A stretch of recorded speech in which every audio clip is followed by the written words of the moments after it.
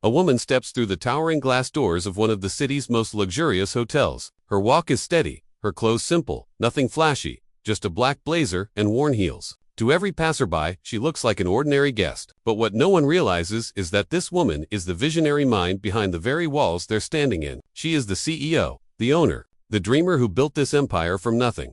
Yet, in this moment, no one sees her that way.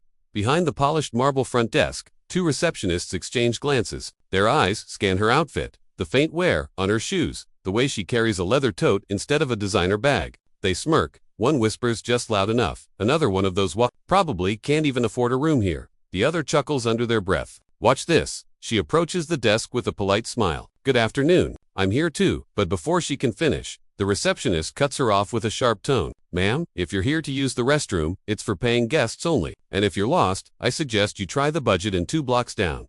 The words hang heavy in the air. For a moment, she doesn't respond. She simply blinks, as if replaying the insult in her mind.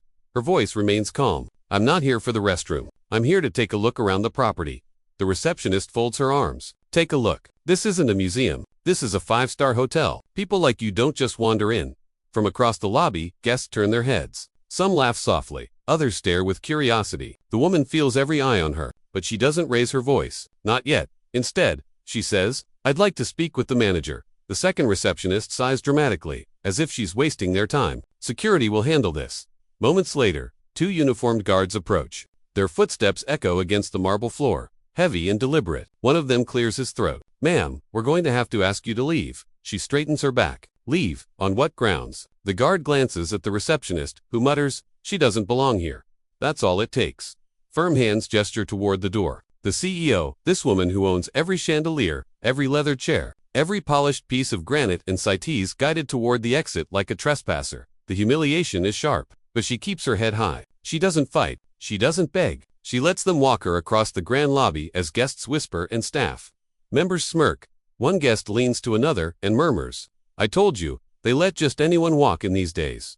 Another laughs. Good riddance. The CEO swallows the sting. Step after step, she is pushed closer to the glass doors, her heels clicking against the cold marble floor. Her heart pounds not from fear, but from a storm of emotions rising inside her. Anger, disbelief, hurt. Finally, the security guards open the door. The city's noise floods in. The air outside feels different, sharp, heavy with the weight of insult. She turns once, just once, to look back at the lobby she created. No one inside knows who she is. To them, she is invisible. To them, she is nobody. The door shuts behind her, and for a single, crushing moment, she stands on the sidewalk, CEO of a grand empire, but treated like a stranger cast out of her own kingdom. Her hand tightens on the strap of her tote bag. Her breath steady. Somewhere deep inside, a decision is forming, because what happened inside those walls is more than disrespect. It is a challenge.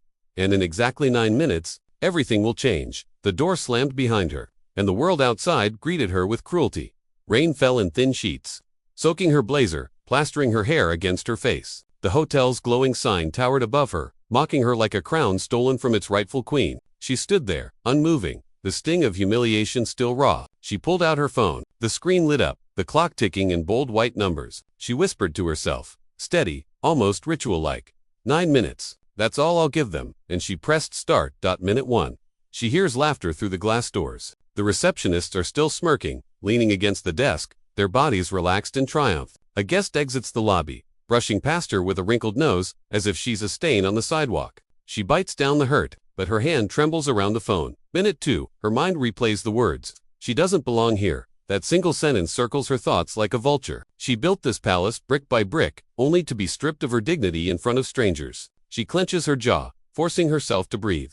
Minute 3. A couple approaches the entrance, dragging suitcases. They look at her standing. They're wet, quiet, out of place. The man chuckles under his breath. Looks like someone's been thrown out. He mutters. The woman laughs along, sparing her a pitying glance before stepping inside. The humiliation deepens, but beneath it, something sharper begins to rise. Minute 4. Through the glass, she sees one of the security guards pointing at her. They laugh. They laugh at her. She feels the anger building, not wild or reckless, but controlled, calculated, like a fire being stoked. Minute 5. The rain eases, but her fury does not. She remembers the sacrifices, the sleepless nights, the battles for loans.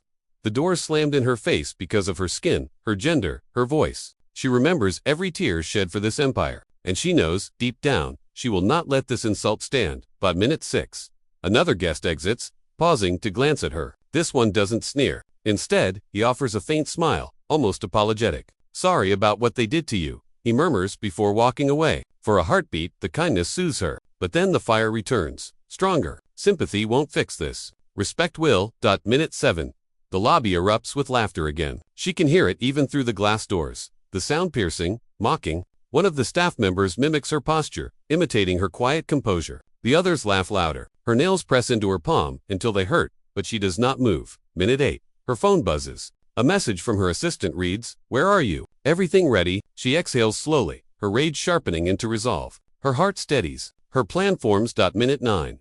The final minute ticks away. She looks at the clock one last time, then locks the screen. Slowly, deliberately, she lifts her chin. The storm inside her has settled into something far more dangerous than anger. Authority. She whispers to herself, her voice almost a vow. Time's up. And with that, she steps forward, ready to walk back through those doors. What happens inside next will silence every smirk, every whisper, every arrogant laugh. Because the woman they threw out is about to show them who truly owns this kingdom. Her hand hovered on the glass door, ready to push it open. And in that frozen moment, memories came flooding back. This wasn't the first time someone had tried to shut her out. Long before the hotel lights, the marble floors, and the polished chandeliers, there was only a small apartment, a notebook filled with sketches, and a young black woman who dared to dream bigger than the world allowed. She was 22, sitting in a cramped cafe with a stack of applications spread across the table. Every bank had said the same thing: not enough collateral, too risky. Try again when you're more established. One banker leaned back in his chair and told her with a smirk, "A hotel business. For someone like you, be realistic. Maybe start with a small diner." She remembered forcing a polite smile, but inside, fire burned. "I'll show you one day," she whispered under her breath as she walked out of his office. Years passed, filled with rejection. Landlords refused to rent her space. Investors hung up on her mid. Some laughed at the very idea of a young black woman owning a luxury property, but she never stopped. She took night shifts waiting tables, cleaning offices, anything that could stack a few more dollars toward her vision. She studied business books until her eyes blurred. She networked, she begged, she knocked on doors that slammed in her face. Every insult became fuel. Every rejection, another brick in the fire she was building. One night, exhausted and nearly broken, she sat on the floor of her apartment with bills scattered around her. Tears blurred the ink as she whispered, "Maybe they're right. Maybe this dream is too big." But then her mother's voice echoed in her memory. "Baby, the world will try to tell you what you can't do. Don't let them. Show them what you can." She wiped her face, stood up, and taped her vision board back on the wall. The breakthrough came slowly. A small investor finally saw her determination and gave her a chance. It wasn't enough to build a skyscraper, but it was enough for one boutique property in a forgotten corner of the city. She poured everything into it: her savings, her sweat, her sleepless nights. She painted walls, scrubbed carpets, and greeted every guest herself. And slowly, word spread. People whispered about the woman who treated her guests like family, who turned a rundown building into a jewel of hospitality. Reviews grew, bookings doubled. Then came the second property, then the third, each one larger, grander, more impossible than the last, until finally, years later, she stood before the gleaming crown jewel of her empire, the very hotel from which she had just been cast out. She remembered the day it opened, cameras flashing, speeches given, her standing at the podium, proud, declaring, "This is more than a hotel. It's proof that no barrier, no prejudice, no rejection can stop determination." The crowd applauded, but not everyone clapped with sincerity. Competitors whispered behind closed doors, calling her lucky or a diversity token. Some staff who signed on doubted her leadership, waiting for her to fail. But she didn't fail. She grew stronger. Every chandelier in the lobby, every sheet folded in the guest rooms, every keycard handed over it was all her triumph. And now, those same walls had witnessed her humiliation. She blinked back to the present, standing outside, drenched but unbroken. The sting of the receptionist's words still cut deep, but the memory of her journey burned brighter. Thought she didn't belong, but they had no idea how much she had fought, how much she had bled for this place to even exist. Her phone buzzed again in her hand, dragging her back fully to the present. Her assistant's name lit up the screen. She didn't answer. She didn't need to, because she already knew exactly what she was about to do. Her story wasn't just about surviving insults. It was about owning them, turning them into fuel, just like she always had. And this time, the world inside that hotel lobby was about to learn the truth. With calm fire in her chest, she placed her hand on the door handle once more. This time, she would not be walking out. She would be walking back in. Inside the grand lobby, the storm was not the one outside, it was the arrogance that filled the room. The receptionists lounged behind the polished desk, their voices sharp and careless. One leaned back in her chair, smirking as she whispered, "Did you see her face when security shoved her out? Like a lost stray dog." The other burst out laughing, loud enough for nearby guests to hear. She looked like she hadn't touched a five-star hotel in her life. Honestly, what made her think she could just walk in here? Their laughter echoed against the marble walls. A guest checking in raised an eyebrow at the noise. "Who was that woman you threw out?" he asked, curious. The manager, a tall man in an expensive suit, slid forward confidently. His smile was thin, smug. "Nobody important," he said with deliberate cruelty. "She doesn't belong here." The guest frowned, glancing at the rain-drenched sidewalk outside. She looked determined, almost like she had a reason to be here. But the manager waved him off. "Trust me, people like that, they'll never afford a room under this roof. This place is for standards." The words struck like knives. The staff chuckled again, feeding off his arrogance. A bellhop leaned closer and muttered, "Bet she's probably begging for shelter at the bus station by now." The group erupted in laughter once more. Every cruel remark, every mocking grin, widened the distance between who they thought they were and the truth they were about to face. Meanwhile, near the bar, a housekeeper polishing glasses shook her head. Quietly, she whispered to a coworker, "That woman didn't deserve that. There was something about her. I don't think she was just anybody." But before she could say more, the manager barked across the lobby, "Stop whispering and get back to work. This is a luxury brand, not a shelter." The housekeeper lowered her gaze, silenced by fear. The receptionist giggled, turning toward the lobby entrance as more guests arrived. "Can you believe she even asked for the manager? The audacity." The other leaned in, mimicking the CEO's calm voice. "I'd like to speak with the manager." They both laughed until tears rolled down their cheeks. A family waiting for their luggage watched uncomfortably. The mother murmured, "That wasn't very professional." The manager heard, but instead of correcting his staff, he puffed out his chest. "Professionalism," he declared loudly, "is keeping the wrong kind of people out. That's what protects our reputation."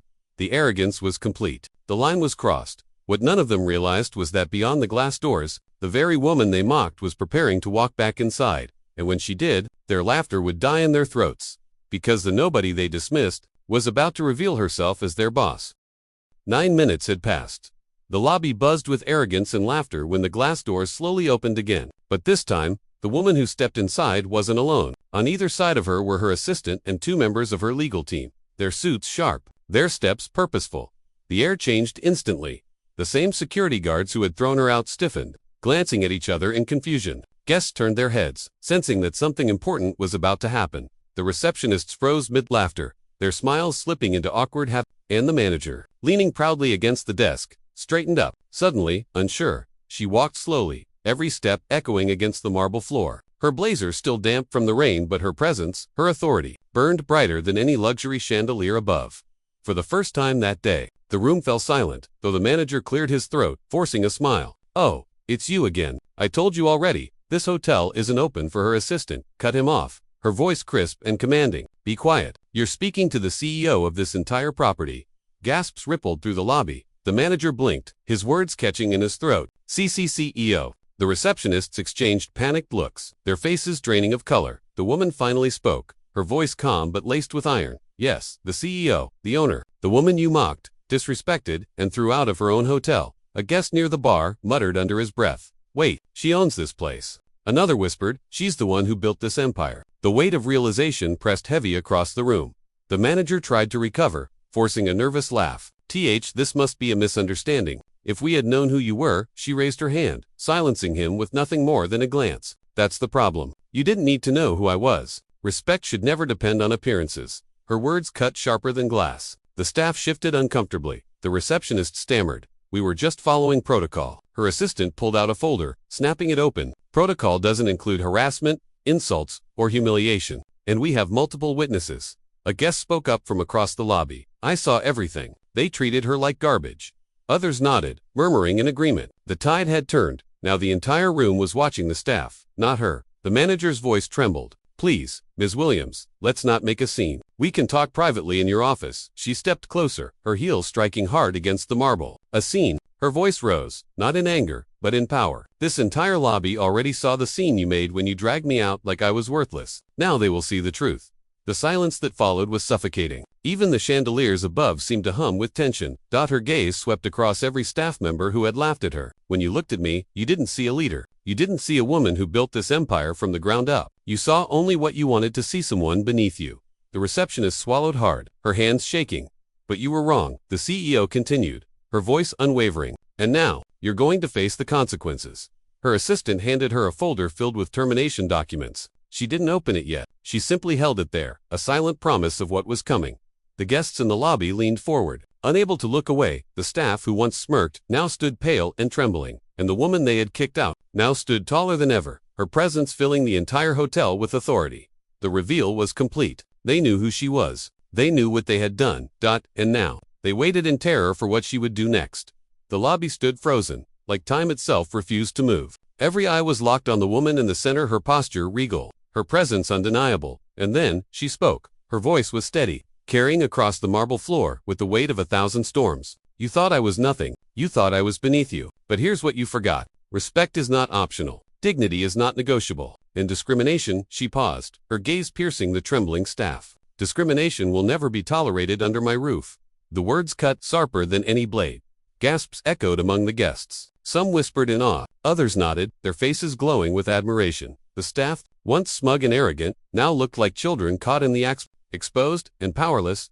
She took another step forward, her heels cracking like thunder against the marble. When I built this hotel, I wanted it to be more than walls and chandeliers. I wanted it to be a place where people every person felt safe, welcomed, valued. Her eyes swept across the faces of her employees, landing on each one like a spotlight. But instead, you turned it into a stage for your prejudice. You thought mocking, belittling, and humiliating others would make you powerful. But all it made you, she paused, letting the silence ache, was replaceable. The staff flinched. The guests murmured. The tension stretched, thick as rope. The manager tried to step forward, his voice trembling. Please, Ms. Williams, we didn't mean. She snapped, her tone sharp as glass. You dragged me out like a criminal. You laughed as if I was less than human, and you did it with pride. Her assistant pulled a folder from her briefcase, opening it with a snap. Termination notices, she announced. The staff's eyes widened. Panic rippled through them like wildfire. One receptionist stammered, her voice cracking. Wait, please, we need this job. I have children. The CEO's expression softened for just a breath, but her voice remained unwavering. Then you should have thought of your children before you humiliated another person. Lessons matter, and sometimes the hardest lessons save the next generation from repeating the same cruelty. Tears welled in the receptionist's eyes. But the CEO did not falter. She turned her attention back to the guests, raising her voice so all could hear. Hospitality is not just service, it is humanity. It is the way we treat the stranger who walks through the door, the way we honor those who trust us with their presence. If my staff cannot embody that, then they do not belong here. The audience of travelers and visitors broke into applause, soft at first, then swelling into a roar of support. Some even stood, clapping fiercely, as if justice itself had just walked into the room. The staff stood paralyzed, faces pale, arrogance crumbling into pure fear. The CEO lifted her chin, her decision final. Effective immediately, you are all relieved of your duties. The words rang through the air like a judge's gavel. No, the manager shouted desperately. You can't do this. We've worked here for years. She faced him directly, her gaze unshaken. And in those years, you learned nothing. Loyalty is worthless without integrity. Get out. Security, now fully aware of the power shift, moved forward not to escort her out, but to guide the staff toward the door. The irony was sharp. The same guards who had once thrown her out now obeyed her every nod. The staff pleaded. The receptionist sobbed. The manager's voice cracked as he begged for another chance. But the CEO stood firm, her voice calm as stone. Second, chances are for those who show remorse before they are caught. You showed none until the truth revealed who I was. That is not remorse. That is fear. The line silenced them all. One by one, the staff shuffled toward the exit, their heads lowered, their pride shattered. The guests watched silently, their applause fading into respectful, quiet as the last of them disappeared through the doors. The CEO turned back to the crowd. Her voice softened, though it still carried power. Let this moment remind us all. Power is not in how we treat those above us. True power is revealed in how we treat those we think are below us. And today, you all saw the difference. The lobby erupted again, this time with cheers, not just applause. Guests raised their glasses. Some called out her name. Others simply nodded with respect. She exhaled slowly, her shoulders relaxing for the first time since she returned. The judgment was complete. But deep inside, she knew, this was not the end. Something larger was still unfolding. And the silence that followed was deafening, the kind of silence that only comes after a storm, thick, heavy, filled with the weight of what had just unfolded. And then, the first ripple, a young staff member, barely out of college, dropped to her knees. Tears streaked her cheeks as she sobbed. Please, Ms. Williams, I was just following orders. I never wanted to treat you that way. Her voice cracked with desperation, echoing off the marble walls. The CEO's gaze softened for a fleeting second. She saw fear in the girl's eyes, but also real regret, yet her voice carried no hesitation. You had a choice. Every moment we are alive, we have a choice. You chose silence when you should have spoken. Silence can wound as much as cruelty. The girl bowed her head, defeated, but not everyone begged.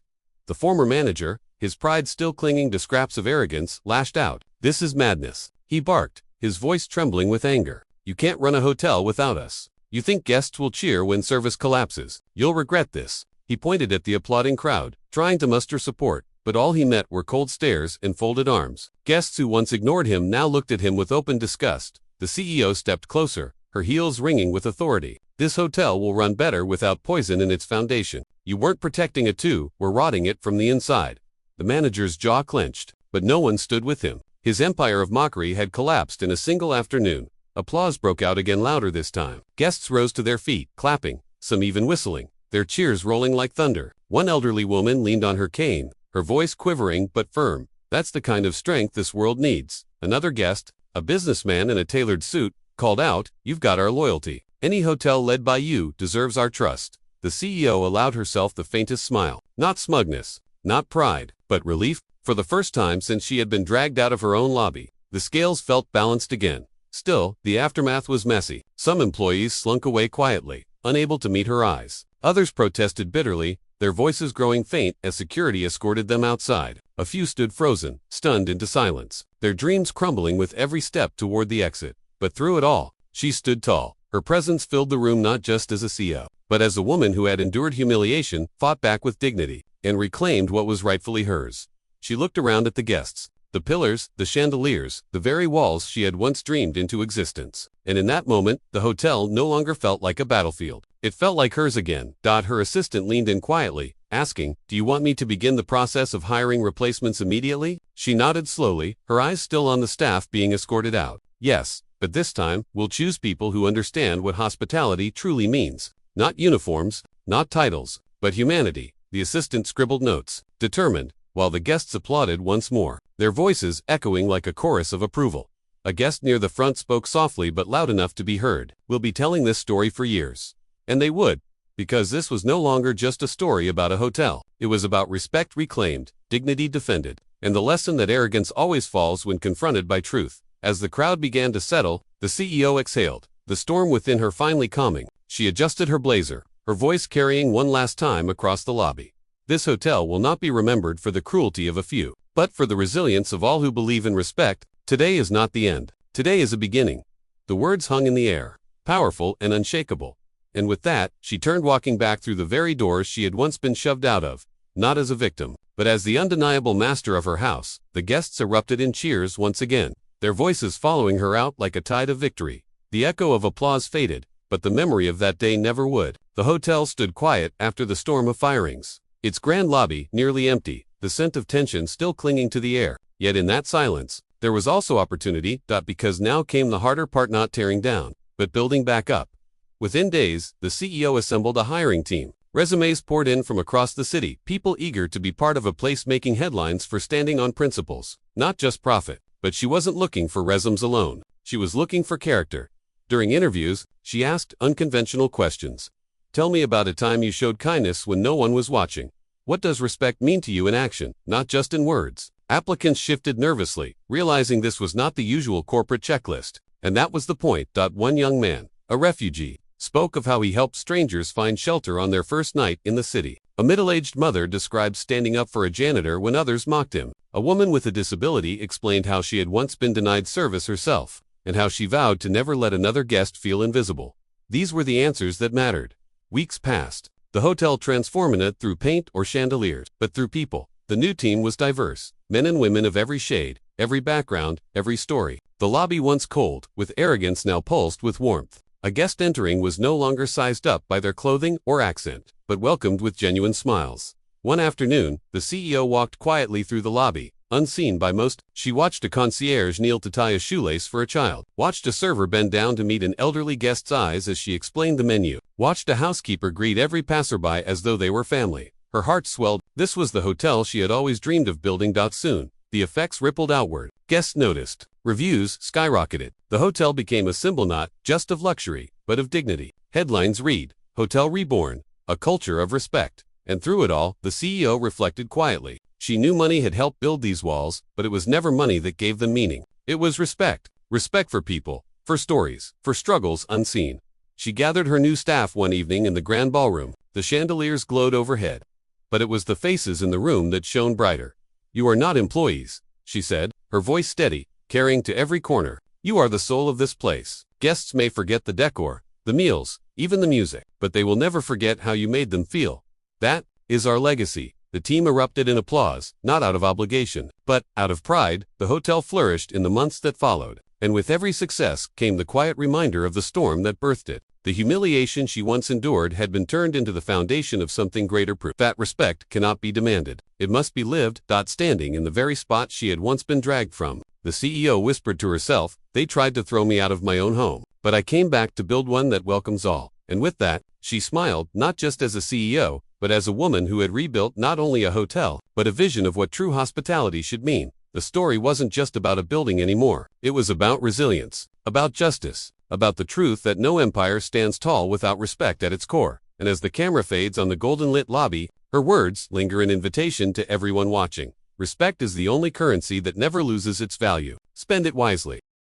Every story has a lesson, but this one, it demands to be remembered. The hotel, once scarred by arrogance, now glowed with a new energy, warm, welcoming, alive. And through its grand halls walked the woman who had been humiliated, mocked, and thrown out, yet returned with dignity that no one could strip away. Her heels echoed softly against the polished marble, but it wasn't the sound of footsteps, it was the sound of triumph. She paused in front of a window overlooking the city lights, her reflection merging with the skyline. In that moment, she thought about the journey, the years of being doubted, the faces of people who told her she wasn't enough, the sting of that lobby when security shoved her out as if she were invisible. But she was never invisible, and she would never let anyone else believe they were, either. Her voice, carried in the quiet corridor, spoken as much to herself as to those listening. Never judge a person by their appearance. You never know the battles they've fought to stand where they are. Respect is not a favor, it's a birthright. The camera shifts. She walks past employees greeting guests with genuine warmth. She notices the smallest gestures, the held open door, the comforting smile, the whispered reassurance to a nervous traveler. Each act a reminder that dignity is lived, not spoken. This was no longer just her hotel. It was a testament, a symbol carved out of struggle, reborn in respect. Later, she gathered her team one last time in the ballroom, where chandeliers cast golden light across hopeful faces. Her words came steady, filled with the weight of truth. Strength doesn't come from money. It doesn't come from titles. It comes from knowing your worth when the world tries to convince you otherwise. It comes from standing tall when others try to make you small. Her employees listened, some with tears glistening, others nodding with pride. "And never forget," she continued, "how you treat people defines you. Not just in this hotel, not just at work, but in life. Dignity given is dignity returned. That is the foundation no storm can break." Applause filled the ballroom. But she lifted a hand, her voice rising one last time. "Remember this day, not as the day staff were fired, not as the day your CEO was disrespected, but as the day respect took its rightful place in these walls. Carry that forward everywhere you go." The applause that followed wasn't just for her, it was for the lesson. As the evening wound down, she walked the halls again, this time not alone, but surrounded by echoes of kindness. A child's laughter in the lobby, a guest's grateful "thank you," the soft hum of staff working with pride. She allowed herself a smile. Because she knew the true victory wasn't in firing those who wronged her. The true victory was in proving that respect cannot be bought. It must be lived in moment by moment, choice by choice. The camera slowly pulls back, capturing her silhouette against the golden light of her hotel. She turns her head slightly, as if speaking directly to the viewer. Know your worth. Stand for your dignity. And never let anyone decide your value for you.